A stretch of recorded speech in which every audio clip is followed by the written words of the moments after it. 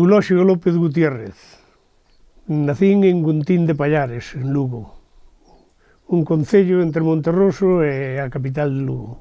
Ele era axente forestal e miña nai traballaba nos labores da casa, agricultura, e levaba todo o que é o mundo dunha familia, non? Aos 8 anos separáronme dos pais porque mandáronme a facer, a prepararme para ingreso no seminario de Lugo. Bueno, lembro con moitísimo dolor estes anos porque eu teño un neto de 8 anos e vexo que algunhas veces ainda lle hai que dar de comer. Eu, a esa edade, separado dos pais, pois costoume moitísimo. Foron moitísimas as lágrimas que deixei nunha ventana que, según entendía eu, estaba hacia o lugar onde nacera, non? Entón, era na zona de Fonsagrada, moi distante da miña casa, uns 100 e pico de kilómetros, botei moito de menos o cariño paterno. Ser de maior, daquelas, na miña familia era ser cura, bueno, é o típico que aínda sigue sendo hoxe, médico non, pero bueno, no meu caso, a aspiración da miña familia era que eu chegase a ordenarme de cura, non? En aquel momento coincidiu con unha etapa na que houve unha certa apertura dentro dos seminarios, entrou aire fresco da rúa e houve moita xente que abandonamos o seminario, non?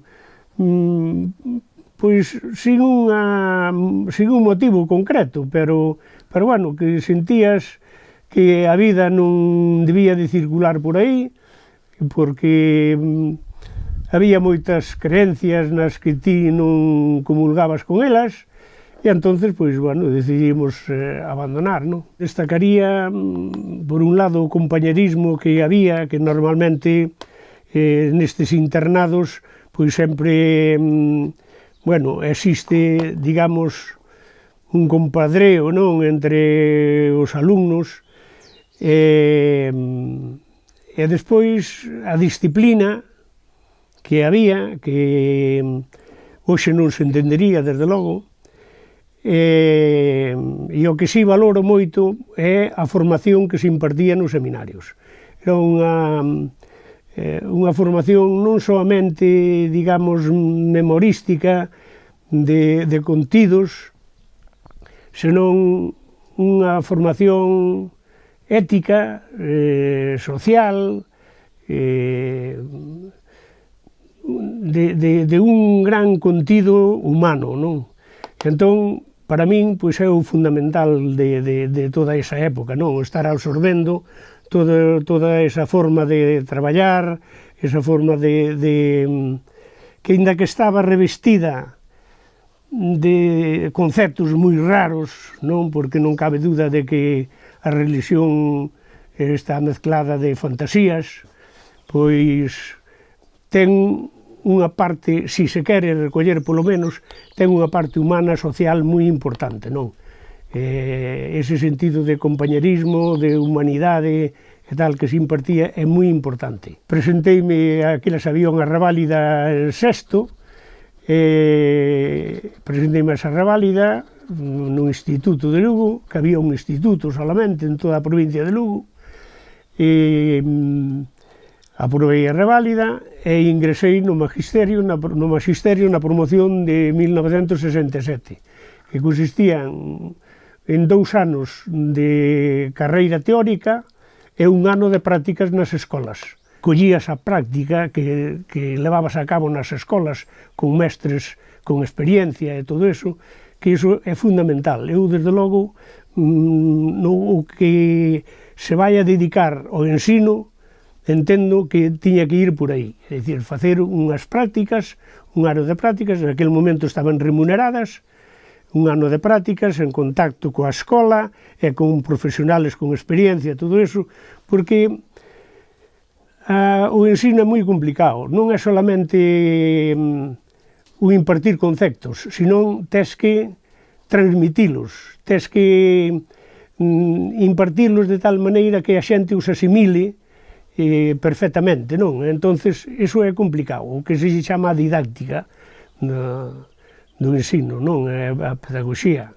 Enamoreime da miña profesión, foi unha vida chea de gratificacións na época na que me tocou vivir, pero por motivos familiares da economía, pois era o único sitio ao que eu tiña acceso pola proximidade á casa, non? A universidade había que desplazarse a Santiago e non había na casa pois recursos para vivir en Santiago, non? E entonces pois escollín o máis práctico, que era mestre, facerse mestre. Deuse a casualidade de que eu pertenecía á escola do seminario e íamos cantar a catedral, a escolanía. E entón, pois,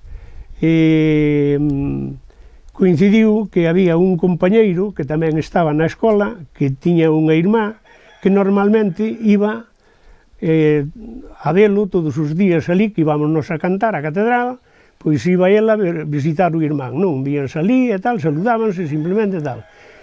E a irmá dese compañeiro, pois foi acompañada un día pola que hoxe é a miña muller. E entonces, pois empezamos a conocernos, conocina estando no seminario. O meu primeiro destino foi en Illermes e Tameza, un concello de Oviedo, e logo pasei a Grandas de Salime, e de Grandas de Salime fun para Cangas, para o Colexio San Roque. Cando cheguei a Cangas, pois tiña 28 anos. Caramba. E ali estiven, pois, 38. Bueno, pois, o primeiro aroma é, sin dúda ninguna, o cheiro ao mar. Iso foi algo que me chocou así de pronto, non? E lembro que comín nun restaurante, se se pode chamar restaurante, un bar, máis ben, que había na Alameda Vella, que tiña un portal de entrada igual que as portas do oeste, con dúas follas, unha folla abaixo e un postigo arriba, e dabas así, andabas así, non? E bueno, encantoume, sin duda ninguna, non? O sea que a primeira vez, de feito, antes de concursar e pedir para Cangas, funo ver. E bueno, gustoume o sitio, como non iba a gustar, non? Un sitio do que calquera sae prendado por a súa beleza que ten, a beleza natural, paisaxística, e entón foi cando decidín concursar para Cangas. Da xente, un primeiro impacto pois foi, sin dúda ninguna, o trato que eu percibía de unhas persoas con outras, non? Chocábame determinados vocábulos que utilizaban, que para min, pois, case era unha declaración de guerra, non? E en cambio, pois ali, para eles, pois era totalmente normal, non?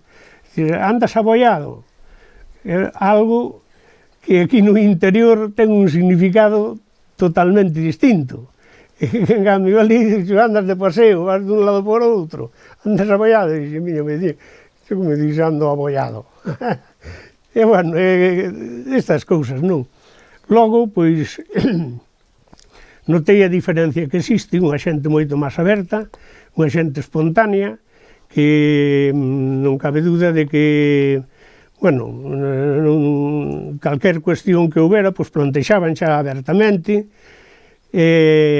Bueno, eu enseguida me adaptei, teño que recoñecer e admitir que nos recibiron cos brazos abertos, e iso fixo que, bueno,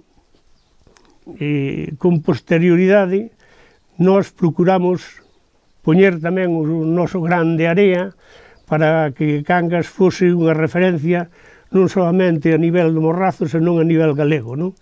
E en algunhas cousas en aquela época conseguímolo. Había de todo, non? É dicir, como correspondía, ben dís, a unha etapa de transición, porque eu en Cangas, o primeiro ano que estiven ali, pois foi o 1975, coa morte de Franco, non? Entonces, pois abriusenos un mundo en aquel momento que houve moita xente que nos ilusionamos e que, pois bueno, quizá un pouco idealistas en pensar que íbamos a chegar moito máis lexos do que chegamos, e que incluso hoxe pois me dou conta que, bueno, que non sei se actuaríamos ben, porque tal é como vexo, pois dirás, bueno, é para isto, sacrifiqueime eu tanto, intentei transmitir todas estas valores, estas cousas e tal, cando parece que non foron recollidos polo alumnado. Pero, bueno, con relación ao claustro, había xente do réximen declarada, bueno, algún con pistola, e había outros, pois que nos ilusionamos, eso, non? Con un cambio que non se produciu rápido que nós quixéramos, pero que puxemos moitos esforzos en que se fora producindo polo menos pouco a pouco, non? O sea, eso pois era un grupo moi compacto que, a pesar de todas estas diferencias ideolóxicas, había un compañerismo impresionante e un respeto tremendo, non? Eu lembro perfectamente como unha vez que íamos a dar unha charla a un centro de Marín en defensa do galego, do noso idioma, tal. Entón non fora Marín, fora en Pontareas. E un compañeiro nos avisou, oye, tede cuidado porque aí igual tedes problemas e tal, que eu conozo xente que non pensa como a vos, que vos pode ocasionar problemas aí e tal. É dicir, estábanos, pues bueno, advertindo, non, de boa fe, o que nos podía pasar por andar con este tipo de ideoloxías e da historia, non? Pero sempre un compañerismo moi bon, gardo un gratísimo recordo de toda aquela época. Ramón Iglesias, Serafín Fontenla, José Ramón González Jorge, César López Freire, que foi director da primeira etapa da posta en marcha do Colexio San Roque, precisamente un colexio que estivo na vanguarda sempre do ensino, sobre todo no que se refería a actividades deportivas. Éramos dos poucos colexios que se competían a nivel galego en todas as actividades deportivas. Luís Boullosa, Francisco Ambrosiani, Marisol Díaz, Azucena Castro, María Jesús Ollero, era, sí, Dolores Iglesias. Do primeiro ano que fun para Cangas, aínda que non había un galego así reglado, normativo, pois dábamos clases xa en galego. Había uns cuantos profesores, non moitos, pero que impartimos, aínda vivindo Franco, impartíamos as clases en galego. Nunca problemas tivemos cos pais, ni moitísimo menos, non? Que agora, enseguida che veñen, mire que meu fillo, o galego, tal e cual, e de, bueno, non suspende tamén lengua castellana, ou non suspende ciencias naturais. Logo non é cuestión do galego. Eu nunca tive un problema por ensinar en galego, non? Primeiro era un galego, digamos, falado, ou sea, facía esas explicacións en galego. Logo fomos xa pasando á escrita, actividades tamén con rapaces, escritas e toda a historia, non? E así pouco a pouco, pois fomos traballando e marcando un pouquiño pois, o ideario que tivemos sempre na defensa do noso, sobre todo no idioma, que é o carné de identidade de toda a persoa, non? O seu idioma é polo que se identifica. había un grupo de profesores que apostábamos por cambiar un pouco as cousas, porque había moitas ansias de liberdade, e unha das formas de facelo pois era participando nas actividades que se montaban en Cangas. Cangas sempre tivo unha actividade tremenda, unha actividade cultural impresionante, non? As reivindicacións polo auditorio, por exemplo, con Xiria á cabeza, pois movilizaban a moita xente. Logo, grupos de baile, conservatorios de música, é dicir, houve sempre un afán de actividade cultural moi grande, non? E nós, pois, involucrámonos un pouco por aí, participando en todos estes colectivos que se ian formando, participando en asociacións de veciños, logo ibas vendo as necesidades que había no pobo, reivindicándoas, e nese sentido, pois já digo, procuramos aportar o gran de area, non? Porque, pois bueno, eu creo que é moi satisfactorio o pasar por esta vida deixando algo de pegada, porque para vir a este mundo non se nos pide permiso, entonces, unha vez que ves, pasar tamén desapercibido, sin que se note a túa existencia, pois, bueno, tamén é un pouco lamentable, non? Entonces, pois, fume involucrando pouco a pouco en todas estas historias, e logo o salto desta actividade á propia política veu un pouco forzada pola situación que houve dentro do nacionalismo ali en Cangas. Houve unha escisión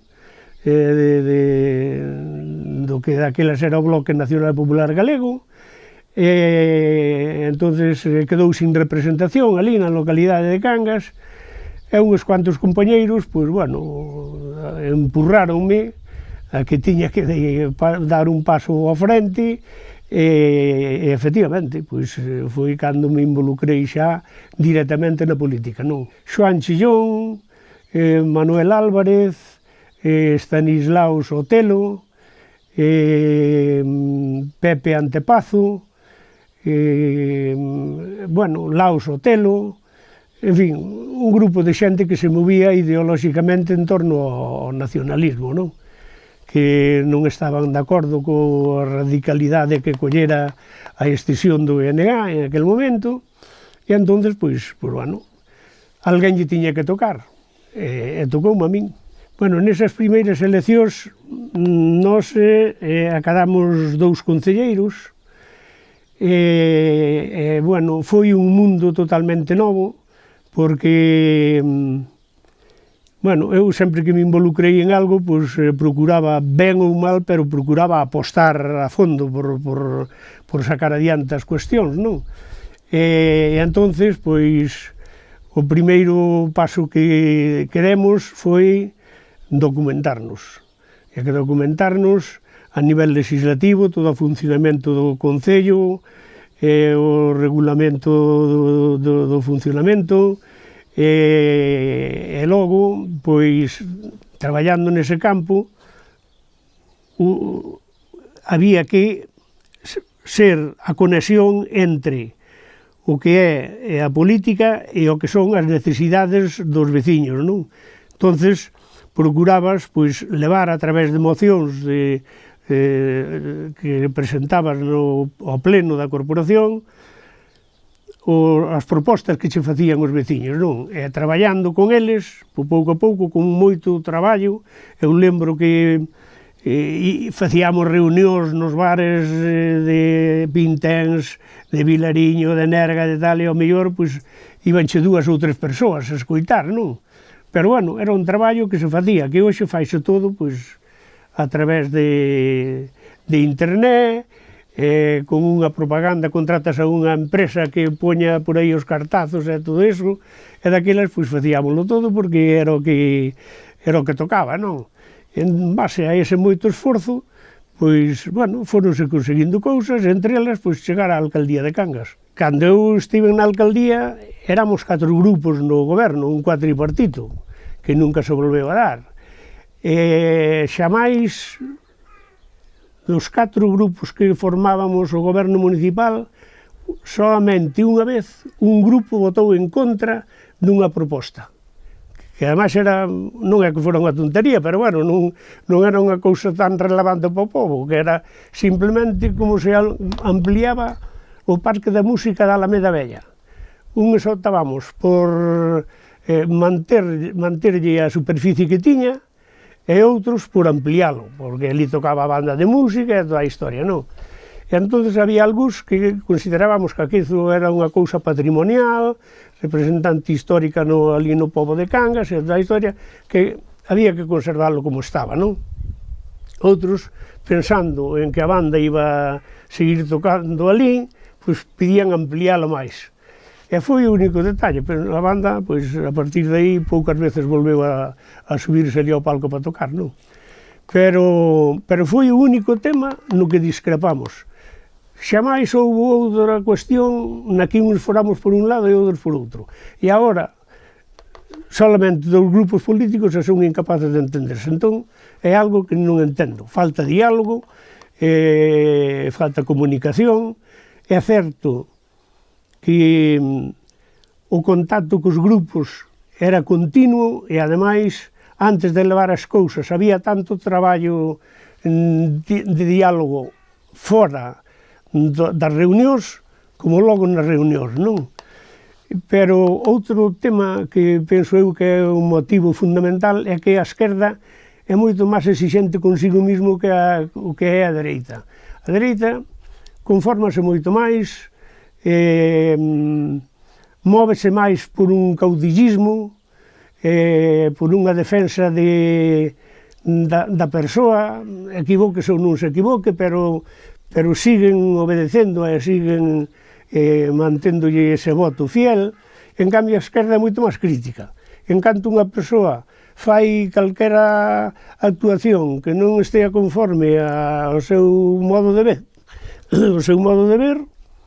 pois xa se aparta, xa monta outro partido ou vota en contra ou que sexa. Entonces, esta exigencia, este purismo ideolóxico é un dos motivos, penso eu, que a esquerda non chega a máis acordos entre sí, non? Que non debía de suceder, porque o diálogo é vital na política. E, ademais, é unha ensinanza de cara á sociedade. É dicir, se a sociedade ve que hai 3 ou 4 grupos que son incapaces, ou 2, que son incapaces de entenderse, a sociedade afástase da política. E entón, pois así temos desmobilizada a toda a sociedade que tanto lle dá a votar a uns, bueno, tanto lle dá non, pero que non participa na vida política como tiña que participar, non? Cangas é un pobo que esa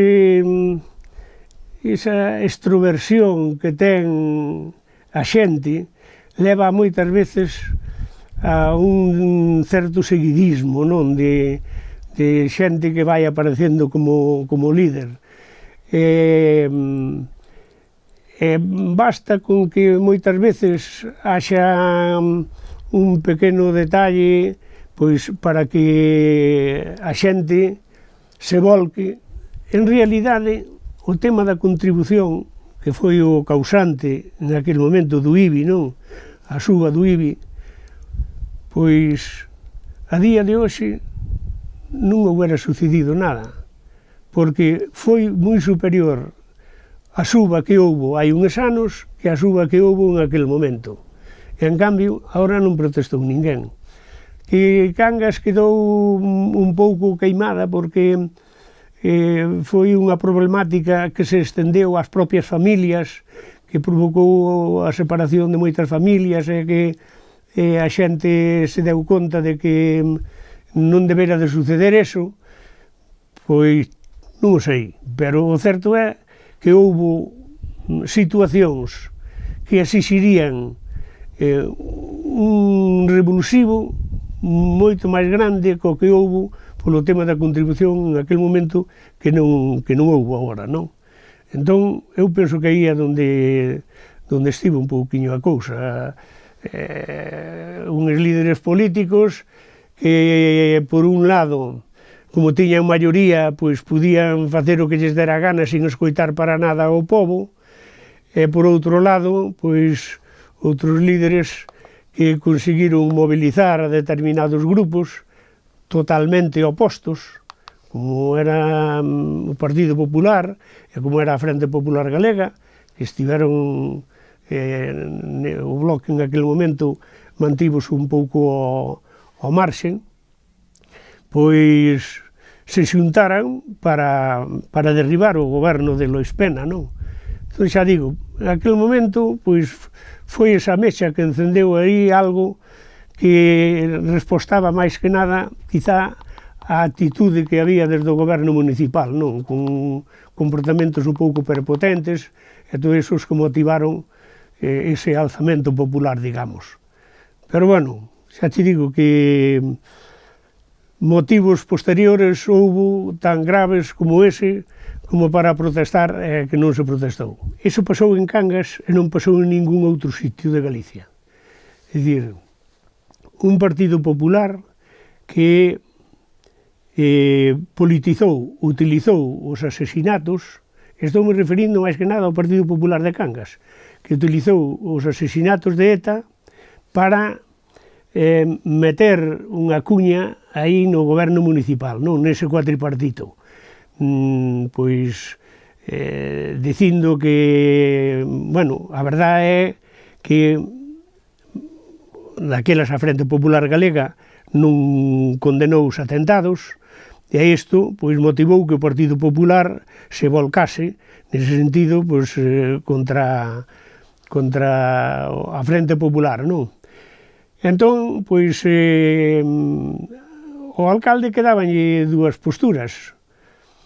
Unha, non facer caso desta digamos regueifa que traía a dereita coa esquerda e deixarse ir, ou recoñecer que efectivamente era indispensable facer unha condena de todo acto terrorista, viñera de onde viñera, neste caso viña de parte de ETA, pero bueno, é un atentado criminal, non cabe duda, como moitos outros.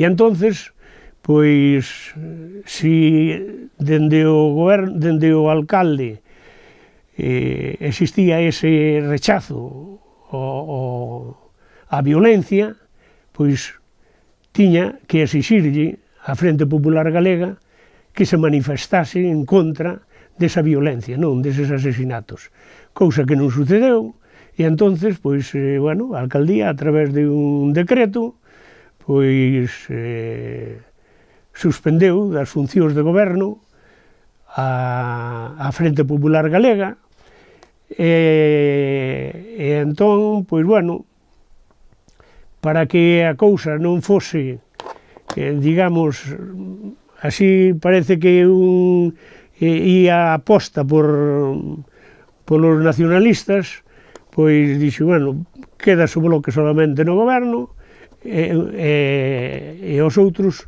suspéndenselle todas as funcións que teñen dentro do goberno, non? E quedou gobernando solamente o Bloque Nacionalista Galego. Ao pouco tempo, pois recuperaron digamos, as delegacións que tiñan por parte da alcaldía, e teño que recoñecer que, a pesar de que se lle sacou das súas funcións, se lle relevou das súas funcións, seguiron traballando igual. O sea que non firmaban papéis, pero tanto Lope Freire como Abalo, pois seguiron a frente das súas delegacións que tiñan, non? O sea, das súas áreas. Cangas é un pobo que dende sempre se mantén, digamos, nun 50% en conservador, nun 50% progresista. Sempre se moveu así, máis ou menos nesas porcentaxes, non? Entón, beneficiouse que da esquerda presentáronse 4 partidos e da dereita presentouse solamente o Partido Popular. Entón, a división do sistema foi o que provocou que se perderan, cada partido perdera 300, 400 votos e que non foran suficientes para acadar a alcaldía, non? De feito, foron máis os votos da esquerda cos da dereita, pero como a esquerda estaba fraccionada, pois, e a dereita foi unida, foi un dos motivos polos que se perdeu a alcaldía de Cangas. Hai que pensar que históricamente Galicia é conservadora. Por varios motivos, non? Pero, bueno, eso é algo que vimos arrastrando aí xa dende sempre, que se mantén aínda hoxe. Temos que pensar que no cuatripartito gobernaba o PSOE, co-gobernaba o PSOE e a Frente Popular Galega, non? Que estiveran precisamente enfrentados na chamada movida, non? Con un enfrentamento moi forte. E conseguimos ir sacar para diante o cuatripartito a pesar desa situación que se viña arrastrando. Entón, por un lado, o pobo moi dividido, que esa división se trasladaba ao enfrentamento entre políticos que apenas se falaban, non? Por outro lado, un pobo moi deteriorado en infraestructuras, moi necesitado de infraestructuras. Eu lembro que cando eu accedín á alcaldía, a igrexa de Cangas e o concello de Cangas había que entrar prácticamente en catiuscas polos charcos que había tanto diante da igrexa parroquial como diante do concello de Cangas. Non digamos xa ali na zona do Señal e todo aquilo, non? Foran uns anos de desgoberno que Cangas tardou en recuperar, non deu recuperado durante a época de Xapela e houve que recuperar despois, non? Entón, foi grande o esforzo que se fixo, non cabe dúda nese momento. Eu tiña moi claro que o obxectivo dunha alcaldía non pode ser o poñer bombillas nun sitio ou arreglar unha alcantarilla en outro, ou tapar un bache naquele outro sitio, non? Un político ten que prever que tipo de pobo quero para Cangas dentro de 25, dentro de 50 anos, e camiñar na dirección de ir dotando de infraestructuras ese pobo para acadar ese resultado dentro dese plazo, non? Entón, nese sentido, pois, fixemos un traballo ímprobo. Traballamos arreo, con unha xestión para min impecable, conseguindo unha serie de infraestructuras como terrenos para o auditorio, sin costar un duro ao pobo de Cangas, terrenos para unhas pistas de atletismo, sin costar un duro ao pobo de Cangas, terrenos para a piscina municipal, sin costar un duro, parte dos terrenos do centro de saúde, un centro para a atención a persoas con necesidades especiais que tamén foi negociando o Concello con axentes privados para acadalo, recuperación de terrenos usurpados por asociacións privadas que conseguimos recuperar para o dominio público. E entón, a partir de aí, os que viñeron detrás, pois non tiveron máis que, teño aquí un terreno para o auditorio, pois un auditorio para Cangas, pola gran actividade cultural que hai, que é indispensable, para unhas pistas debido á actividade deportiva que hai en Cangas. É dicir, que fixemos a base para que Cangas puxese ao servicio dos cidadáns, dos veciños de Cangas, calquer infraestructura que necesitase nunha gran cidade. É dicir, que se a xente deportiva que tiña que ir a entrenar a un campo a Vigo ou non podía facer unha representación teatral porque non tiña donde, ou se facía por ali en colexios ou cousas desas, que non o fixese. Pois todo iso conseguiuse para Cangas. Agora, non cabe dúda de que ese ritmo non debía de parar. Non? Foi conseguindo, Cangas tiña cobertas as súas necesidades e agora hai outras necesidades novas que non cabe dúda de que habría que continuar dándolle aos veciños, non? Como se pode prever o que se necesita unha cidade dentro de 25 anos? Pois mira, viaxando, ver mundo, e dai trasladar ao teu povo as necesidades que ves que están cobertas en outros sitios. Nós nas plantas de compostaxe levamos un autobús con veciños de Cangas, asociacións de veciños de Cangas, a Navarra, levámonos a Castelldefels, porque en aquel momento había unha oposición moi grande a estas plantas pola guerra que houbera en Vilaboa, precisamente pola instalación dunha planta destas. Entón a xente tiña concebido que iso que iba a provocar unha contaminación impresionante en Cangas, non?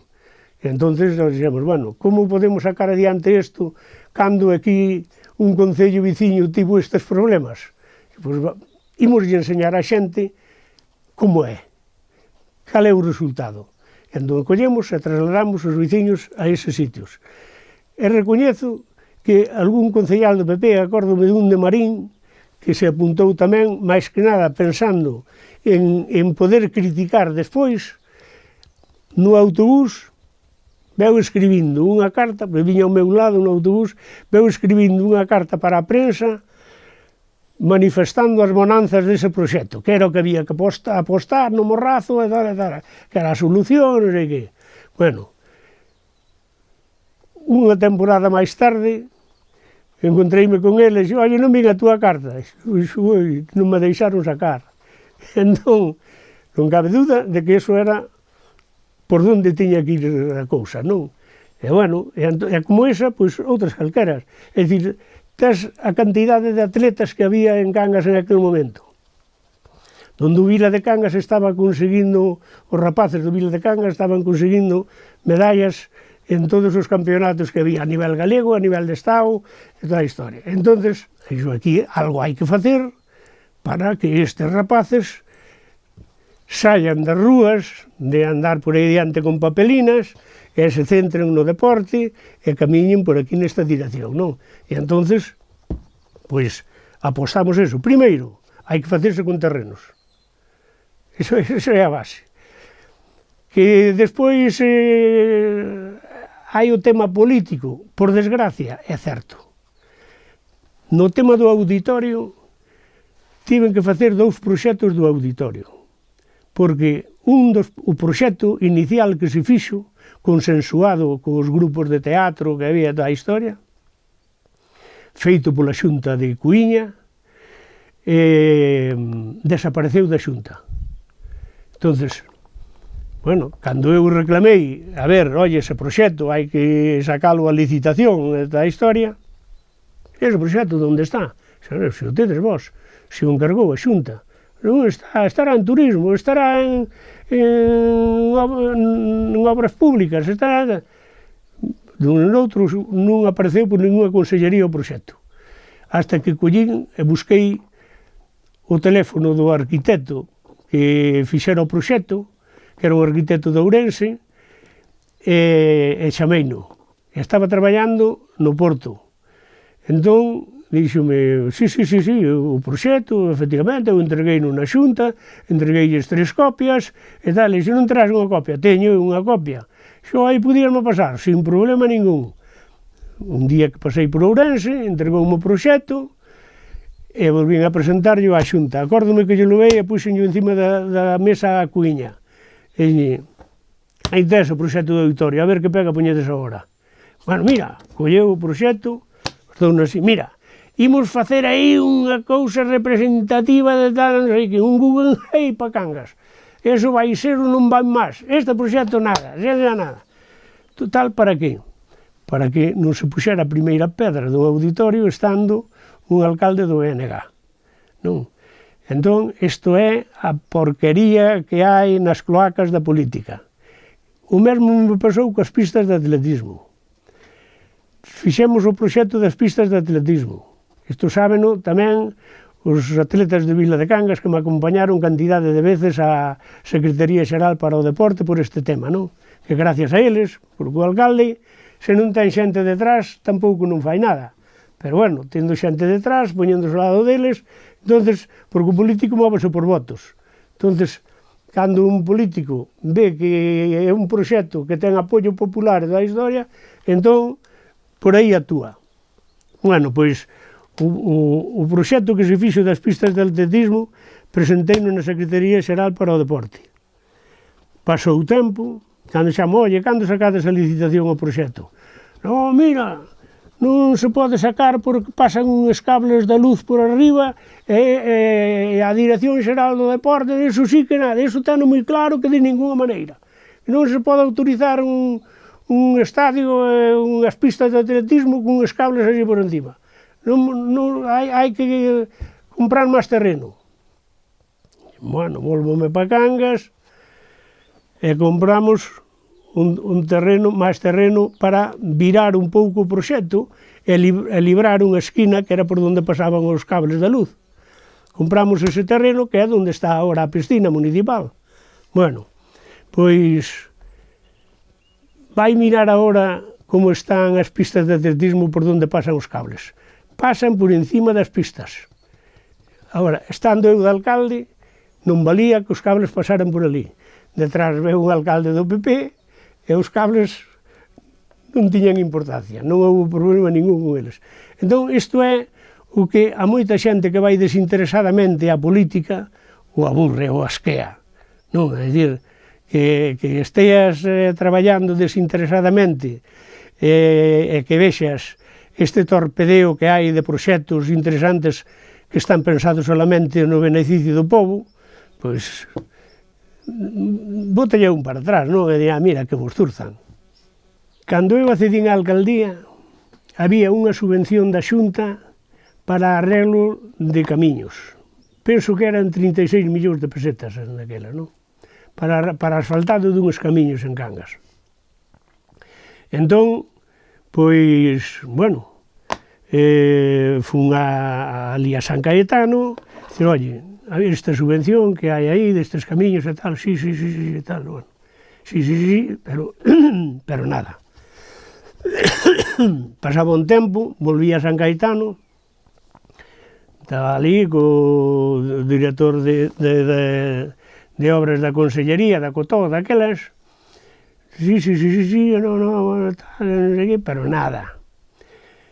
Total, que apretei un pouco e dixano, bueno, mira, non volvas máis a San Caetano.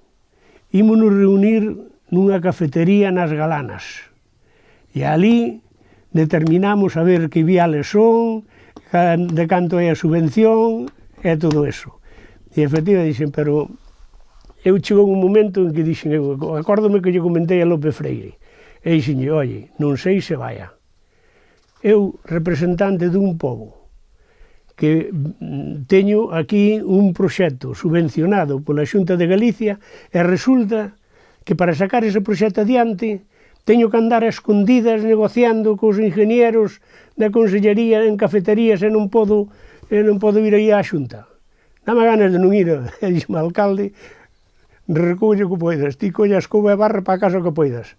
E bueno, e efectivamente, fui ali, por que? Pois porque había xente do Partido Popular que en canto me vía a min por San Caetano, xa iba a mirar a ver que vai buscar este, e cuidadito con darlle nada a Cangas, afogala todo canto se poida. E así foi, que non recibimos subvención ninguna da Xunta. É complicado separar as cousas, non? Porque, ademais, o César era un home político. Era un home político no sentido de que vivía para a política, non vivía da política. Foi un home que puidose facer rico polos cargos que ocupou. Por exemplo, a dirección do Príncipe Felipe, que é un monstro de centro como é o Príncipe Felipe, pois bueno, eso podía dar, algúns de hoxe farían mina deso, non? E en cambio, No que se refire á política, eu digoche que perdeu cartos. Digoche e asegúrocho que perdeu cartos. Porque tanto el como eu, viaxes que fixemos, non cobramos nada. Non atoparás nos anos en que eu estive de alcalde unha soa factura do alcalde por comidas ou por viaxes no Concello de Cangas, nin de César López Freire. Non atoparás ninguna. Bueno, constame que, bueno, oye, que fixemos desplazamentos, que comemos fora, el, como era tiña a delegación de obras, fixo, pois, viaxes. Nunca cobrou nada. Entón, nese sentido, xa che digo, político, xapó. Hoxe, eu non coñezo ningún que estea á súa altura. En canta persoa, en canta profesional, bueno, fuches alumno, non che descubro absolutamente nada, se che digo que a dedicación del ao Colexio de San Roque era total. E ademais, deixou un listón moi difícil de manter que por anos ali no Colexio San Roque, a todos os niveis, non? Porque era reivindicativo de cara á administración, de cara ás necesidades que tiña o colexio, por exemplo, de mestres, de material e de todo eso, era moi reivindicativo e conseguía cousas. E logo era un gran mestre, un gran educador, e despois, como persoa, eu non teño nada que dicir del máis que falar de bondades, non? Un compañeiro excelente, un gran profesional, chapó. En Cangas, home, a circunstancia política que ten neste momento, pois non dá para moito, non? Penso que todos os grupos de esquerdas aí teñen a súa culpa, un estarán máis que outros, evidentemente, pero é un problema de entendemento entre a esquerda aí grave, que eu penso que a xente lle vai a pasar factura, non, salvo que efectivamente retomen en condicións as cousas e se olviden das leiriñas que tanto nos obsesionan no noso país e aposten un pouquiño polo global, non? É polo que interesa a todo o pobo de Cangas. Eu non entendo como son incapaces de non manter uns pactos de goberno e sacar para diante proxectos. Hai un proxecto un plan xeral de urbanismo que é indispensable en todo o pobo. Entonces aí, pois, habrá que lle dar cabida á xente, aos colectivos, para que opinen, que Cangas queren para dentro de 25 anos. Ten que sair de aí, dese plan de urbanismo, sentar as bases precisamente dese Cangas, que é o que nós queremos que sexa dentro deses anos, non? Eu só teño agradecemento para o pobo de Cangas, en momentos moi dolorosos, familiares, estivo moi ao noso lado, o cal, pois, non olvidarei nunca. Bueno, hoxe, pois, penso que me toca estar aquí, porque cando somos pequenos, os maiores miran por nós e apostan por darnos o mellor que poden. Agora tócanos a nós apostar polos maiores e darlles tamén o mellor que podemos darlles, non? E neste caso, pois, é o meu, é dicir, as circunstancias familiares penso que me din que é aquí onde teño que estar, pero co corazón e coa mente estou en Cangas. Físicamente estou en Sober, pero, bueno, anímicamente estou alá. Entón, polo pobo de Cangas, recordarme, pois, simplemente unha persoa que veu para Cangas, que se involucrou nos problemas de Cangas, que foi un veciño máis, honesto, que tivo pois, as súas equivocacións, pois posiblemente, pero bueno, que o que deu-no desinteresadamente pensando en todos, non? Entón, pois bueno, como un cangués máis, é-me suficiente.